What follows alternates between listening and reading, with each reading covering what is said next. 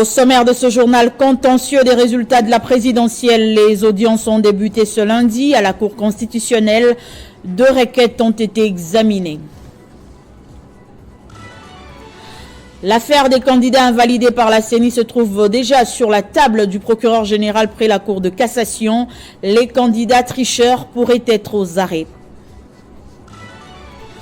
Moïse Katumbi est libre de circuler. Le gouverneur du Haut-Katanga, Jacques Yabula Katoué, a donné l'ordre de lever les barrières posées devant sa résidence à Kashobwe. C'était un faux pas commis par quelques éléments des forces de l'ordre. Très heureuse de vous retrouver sur Télé 50 pour l'essentiel de l'actualité. D'abord, cette information, le gouverneur du Haut-Katanga, Jacques Yabula Katoué, précise qu'aucune instruction n'a été donnée dans le sens de restreindre la liberté de circuler de Moïse Katumbi à Kashobwe. C'est un faux pas commis par quelques éléments des forces de l'ordre et le gouverneur du Haut-Katanga a ordonné la levée des barrières, chose qui a été aussitôt faite. Jacques Yabula Katoué, qui condamne ces malheureux incidents, note que les responsabilités des uns et des autres seront établies pour que pareil cas ne se répète plus. Annuler ces élections, Félix Tshisekedi ne vous en voudra pas. Prenez courage et que Dieu soit avec vous. Ce sont là les mots du candidat président de la République Théodore Ngoï ce lundi au président de la Cour constitutionnelle. Théodore Ngoï et David Mpala contestent les résultats provisoires de l'élection présidentielle rendue publique par la CENI le 31 décembre dernier. L'arrêt de la Cour interviendra avant le 12 janvier. Pendant tout l'avant-midi et une importante partie de l'après, la chaîne nationale a retransmis en direct l'intégralité des débats sur le contentieux électoral à l'issue de l'élection présidentielle de décembre, y compris une insolite coupure d'électricité. Comme en 2018, la vedette de ce rendez-vous a été le pasteur, professeur des universités et candidat président de la République, Théodore Ngoï, qui, selon les résultats provisoires de la CENI, aurait obtenu quelques 4000 voix sur les 18 millions de votants. C'est que l'homme conteste fermement, mettant à défi la CENI de lui prouver cela en brandissant des CV de tous les bureaux de vote sur place. Théodore Ngoï a passé plus d'1h30 à énumérer les irrégularités qui ont entaché le processus électoral avant, pendant et après le jour du vote. Elles vont de l'ignorance de la part des candidats, des électeurs qui prenaient part au vote, jusqu'à la prolongation du vote au-delà du jour férié retenu pour cet exercice. Jusqu'à quand abuserez-vous de notre patience, pouvait-on l'entendre crier comme Cicéron dans l'amphithéâtre de la Cour de cassation aménagé occasionnellement. Cette fois-ci, j'étais dans les médias qui sont suivis. Tout le monde sait que M. Obama, même s'il avait fait campagne ici et là, mais c'est essentiellement par les réseaux sociaux qu'il a touché les électeurs. Et moi, j'ai été partout. Sauf que, Monsieur le Président, l'aspect campagne où on donne de l'argent aux gens, c'est connu. Tous ceux qui rassemblent les foules dans ce pays leur donnent de l'argent. Tout le monde le sait. Et c'est très mauvais pour la démocratie. Parce que ça commence à devenir... Serein, le président de la Cour constitutionnelle, Dieudonné Kamuleta, esquissait des sourires de temps en temps en distribuant la parole. Pour Théodore Ngoï, la Cour constitutionnelle se prononcera d'ici le 12 janvier, comme la logique l'indique. Et Tchepala, l'autre requérant, est intervenu en début de soirée avec des arguments similaires au pasteur, mais la Cour a estimé qu'il n'avait pas qualité.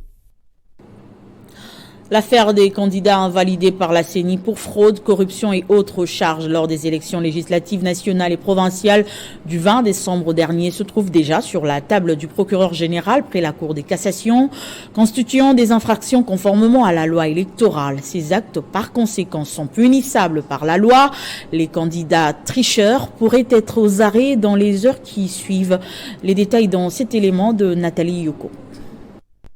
Que pendant le déroulement du scrutin, certains candidats aux élections législatives, provinciales et communales se sont illustrés par la détention illégale des dispositifs électroniques de vote. Le chapitre d'invalidation des candidats fraudeurs aux dernières législatives nationales et provinciales au pays est encore loin de se refermer. Outre l'annulation de leurs électorats, nous renseignent plusieurs sources, ces ministres, gouverneurs, mandataires publics, députés et sénateurs que la centrale électorale vient d'invalider pour fraude, corruption, vandalisme des matériels électoraux, incitation à la violence et détention illégale des dispositifs électoraux des votes serait bientôt aux arrêts au parquet général près la Cour de cassation après la publication de la liste des candidats aux législatives nationales et provinciales. Firmin Vondemambo s'attend à frapper fort. Dans les collimateurs de la justice, nombre des candidats qui ont postulé à la députation nationale et provinciale,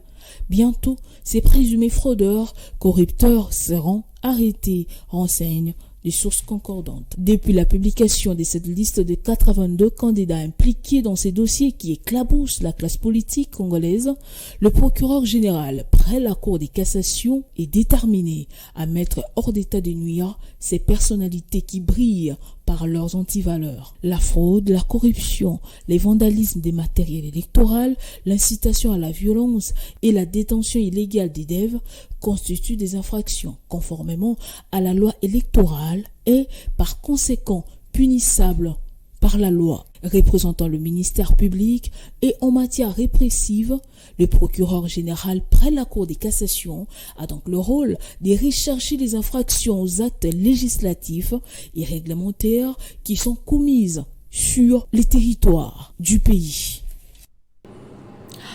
Colette Tshomba, candidate invalidée par la CENI, a exprimé sa tristesse et sa déception.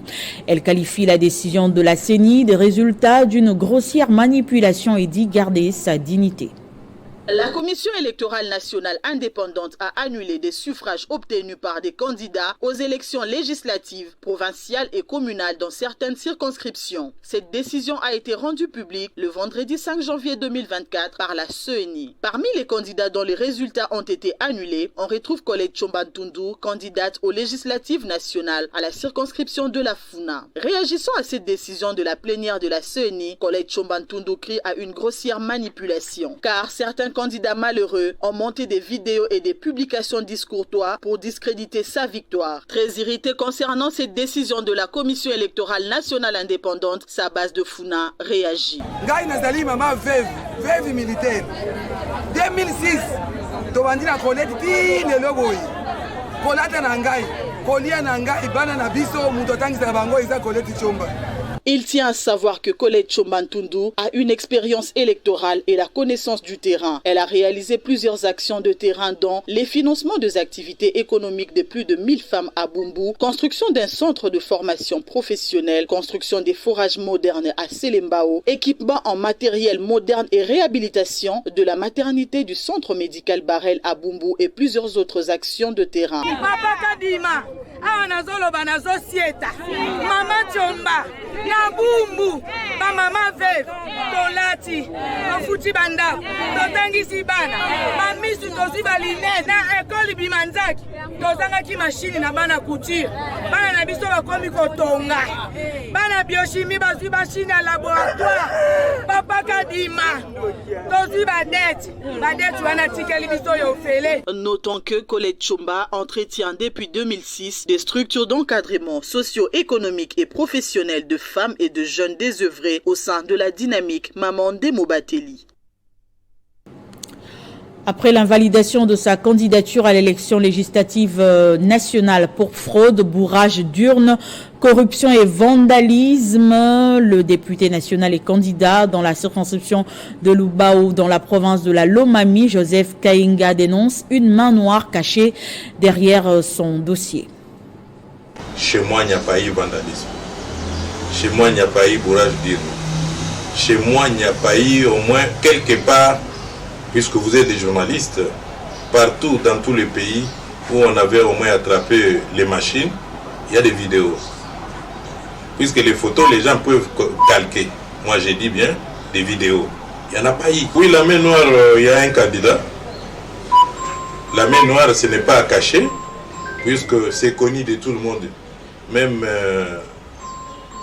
les communs de Montel à Luba, ils savent qu'il y a un candidat qui avait promis que moi j'irai au moins faire invalider tout le monde. Moi personnellement, je ne condamne pas ce qu'a fait la CENI. Puisque nous avons suivi partout où il y avait des problèmes de bourrage d'urnes, partout où on a attrapé le matériel de la CENI, il y avait des vidéos dans tous les territoires nationaux, mais sauf chez moi à Luba.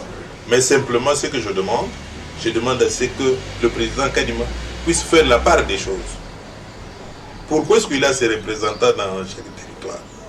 Il a ses représentants dans chaque territoire qui peuvent au moins lui donner la suite des élections. Nous avons au moins des preuves. Je crois que dès que la justice pourra au moins voir ces preuves-là, les gens seront arrêtés. Et je voudrais dire à toute la population congolaise, à ceux-là qui encouragent la CENI comme moi, qu'il ne faut pas vous fier simplement aux listes qu'on a dit que tel est sur la liste de 82, il est volé ou tricheur.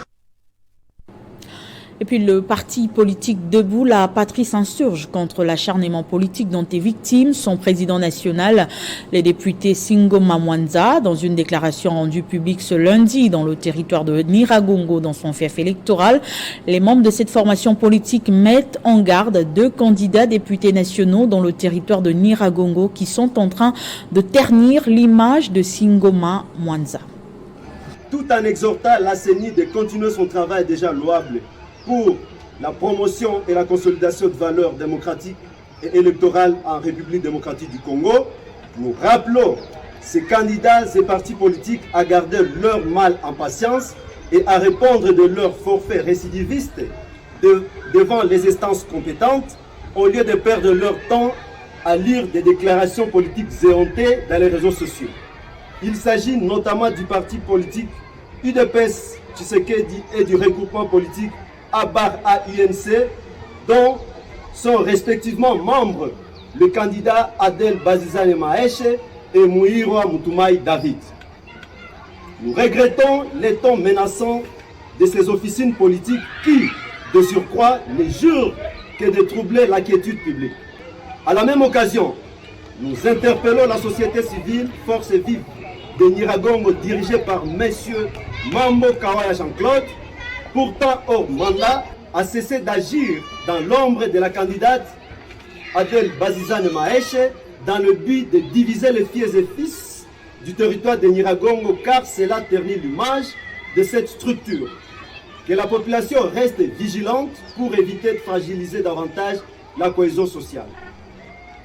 En conclusion, nous appelons chacun des cas cités ci-dessus à cesser d'indexer notre camarade président national de Debout la Patrie en la personne de l'honorable Mwanza Amisi Singoma, personnalité reconnue comme modèle, intègre et inspirante à travers son leadership sociopolitique ainsi que sa proactivité hors du commun. Après la publication des résultats provisoires de la présidentielle par la CENI, les notables du Grand Kivu demandent au chef de l'État de développer cet espace pendant son second mandat. Concernant l'insécurité dans ce coin, la notabilité du Grand Kivu exhorte le président de la République à travers son prochain gouvernement de mobiliser les ressources nécessaires en vue d'appuyer les FARDC et d'encadrer les forces d'autodéfense Wazalendo. Au cours de cette réunion, les notables du Grand Kivu ont examiné la situation économique, sociale et sécuritaire. Ce dernier point constitue un frein pour le développement de la partie orientale de la République démocratique du Congo. Pour mettre fin aux conflits armés de plus de 2 décennies, la notabilité du Grand Kivu a formulé quelques recommandations à l'intention du président de la République. Surtout après avoir constaté les scores du chef de l'État, Félix Tshisekedi, lors de la présidentielle du 20 décembre dernier dans cet espace. Joseph Nkinzo est porte-parole des notables du Grand Kivu. Le rétablissement de la paix durable à travers la mise à disposition des moyens nécessaires au FARDC et l'encadrement de Wazalendo afin de défendre efficacement l'intégrité territoriale. La poursuite des travaux de construction des infrastructures socio-économiques de base et voies de communication. La résolution du chômage de masse par la promotion de l'agriculture, l'entrepreneuriat et le développement de l'industrie de la transformation. Sanctionner sévèrement les leaders politiques s'exerçant à la manipulation de la CENI et véhiculant des messages de haine et discrimination tribale dans les formations politiques membres de l'Union sacrée de la nation. Profitant de cette occasion, la notabilité du Grand Kivu a félicité Félix Tshisekedi pour sa réélection à la tête du pays. Dans le même registre, le Fonds minier pour les générations futures salue l'écrasante victoire de Félix Tshisekedi à la présidentielle de 2023. Dans un communiqué signé par son directeur général et son président du conseil d'administration, le FOMIN rassure de son accompagnement au chef de l'État pour asseoir sa politique. À l'issue des élections libres, pluralistes et démocratiques du 20 décembre 2023, le peuple congolais, souverain primaire, a fait son choix de consolider les acquis de la démocratie en vous renouvelant sa confiance pour un nouveau quinquennat à la tête du pays. Votre écrasante réélection atteste l'expression de la volonté d'un peuple qui a apprécié votre gouvernance au cours de votre premier mandat.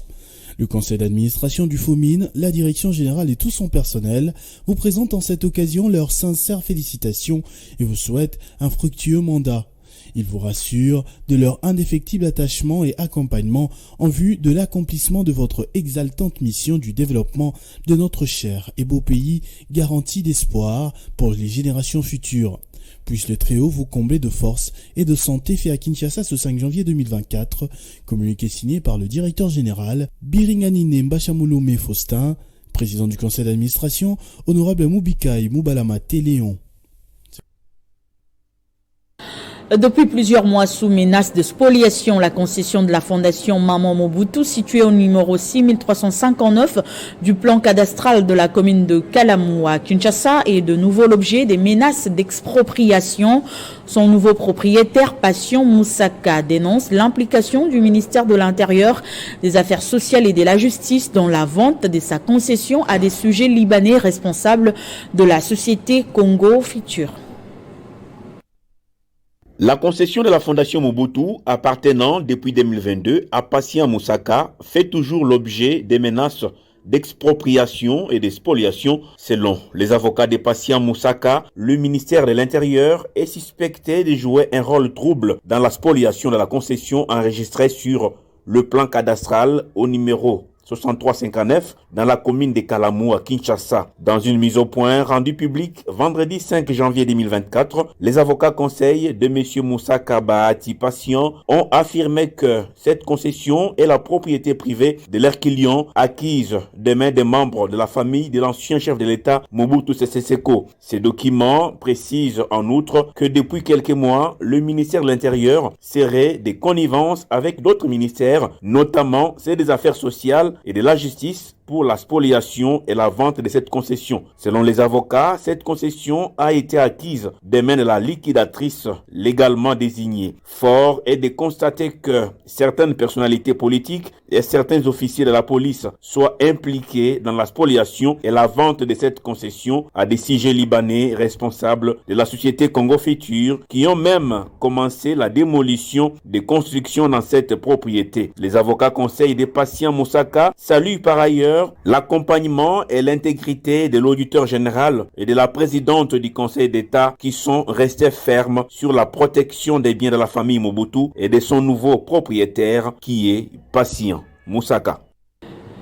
Soucieuse d'améliorer la prise en charge sur le plan médical de ses employés, la Société nationale des chemins de fer a disponibilisé un paquet considérable pour renforcer son plateau technique en modernisant et équipant la salle des urgences de l'hôpital de Lubumbashi.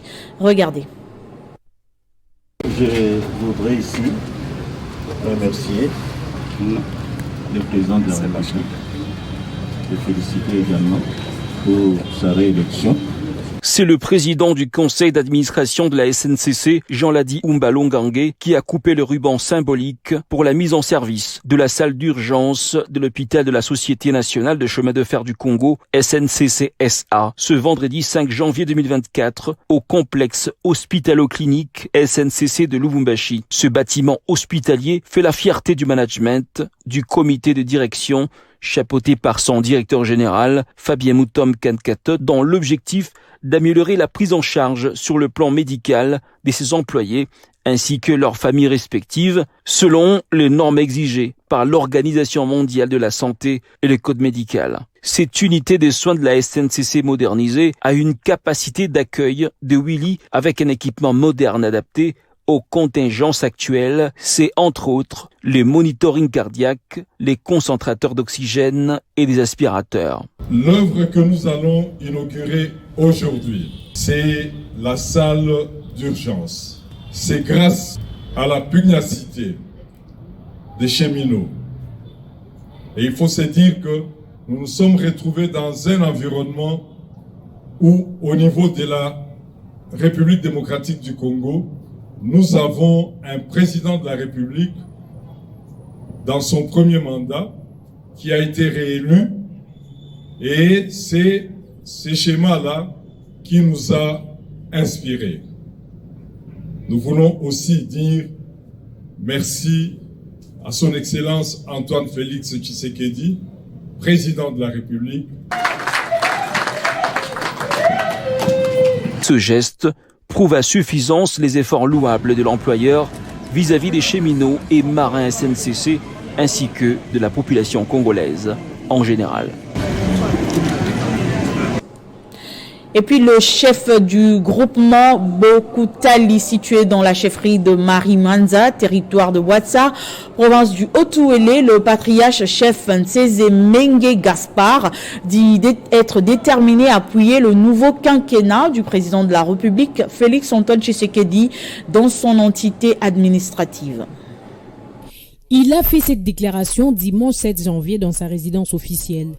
Le patriarche, chef Ntseze Mengue Gaspard, âgé de 82 ans, a accédé au pouvoir comme chef coutumier depuis 1957. Il est en effet l'un des témoins de l'indépendance de la République démocratique du Congo, une bibliothèque vivante, doyen des chefs des groupements du territoire de Ouatsa. Les grands chefs, Gaspard Ntseze Mengue, mérite d'être honoré par la chancellerie de l'Ordre national des léopards au vu des loyaux services qu'il a rendus et qu'il continue à rendre à l'État congolais. Orthogène, Gaspard Ntseze se prépare à passer le relais à l'un de ses enfants et même de pérenniser ses actions pour l'intérêt du groupement pour lesquels il a déployé toute son énergie. Depuis qu'il est au pouvoir, le grand chef Gaspard Ntseze se caractérise entre autres par un sens élevé d'écoute, l'amour pour ses administrés, le respect des biens de la famille d'autrui, des actions en faveur du développement, l'itinérance, afin de se rapprocher davantage de la population et bien cerner ses desiderata. Les souhaits les plus ardents du patriarche Gaspard Ntseze est de voir son successeur incarner toutes ces qualités si haut évoquées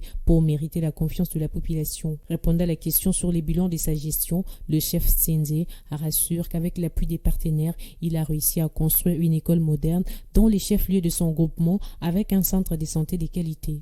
Le chef Ntseze plaide par ailleurs pour que cette formation médicale soit dotée d'une ambulance afin de faire face aux urgences.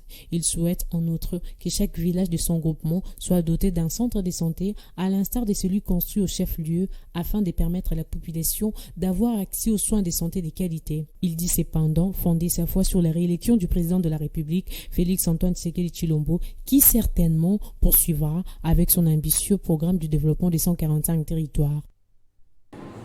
Et pour finir, Bemba Kamere et Miguel Cachal dans le top 3 des personnalités ayant bataillé pour la réélection de Tshisekedi avec respectivement 68, 65 et 64% d'expression d'opinion favorable selon le sondage de l'Institut Les Points. Suivez.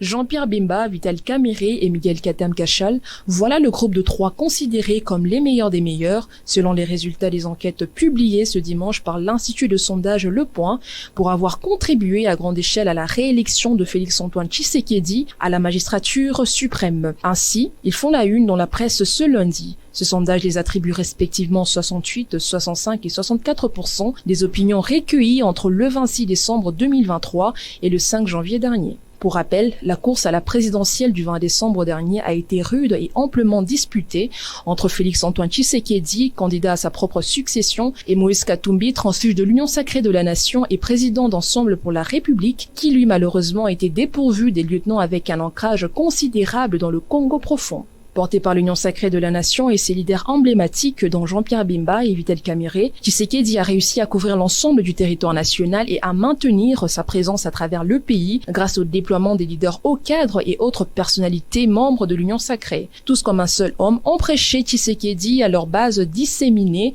à travers les 145 territoires et villes du pays. Le directeur général de l'ARESP, Miguel Cachal-Katem, qui revient en 3e position du sondage Le Point avec 64% d'opinion favorable, a pour sa part travaillé tout au long du dernier trimestre de l'année 2023 sur la mobilisation des jeunes en général et des entrepreneurs en particulier autour de la politique du chef de l'État dans le domaine de la sous-traitance, cela partant de Kinshasa, Goma, en passant par Lubumbashi, Kikwit, Mbujimayi, Kolwezi, puis Kasumbalesa, Sodimiko, où un travail de titan a été réalisé et qui avait pour mission principale la vulgarisation de la loi sur la sous-traitance pour la création de la vraie classe moyenne véritablement congolaise. Cet immense travail lui a valu une adhésion massive de la population à son action et qui a pu voir en lui une personnalité clé dans l'entourage du chef de l'État, dont le rôle a été déterminant dans sa réélection le 20 décembre dernier.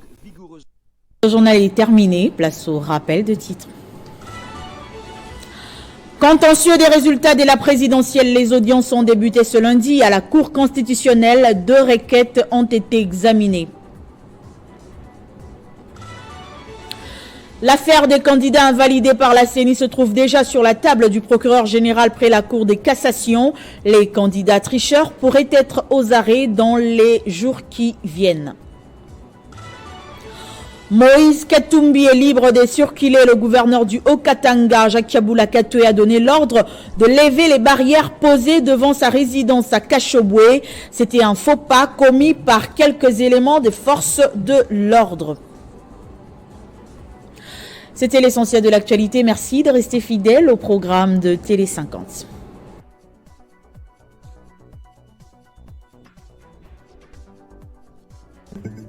Retrouvez toute l'actualité en continu sur www.tele50.cd. Message de félicitations adressé à son Excellence, Monsieur le Président de la République et chef de l'État, Félix Antoine Tshisekedi Tshilombo.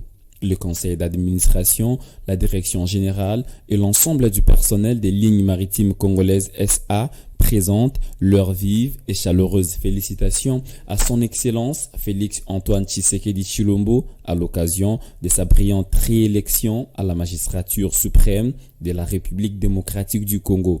Excellence, le plébiscite historique et sans précédent donné par la population congolaise est l'expression de sa totale adhésion à votre vision salvatrice pour notre pays. Vecteur du développement du commerce extérieur par voie des mers, LMC est paré pour vous accompagner dans la concrétisation de cette vision en œuvrant pour la réussite de votre quinquennat.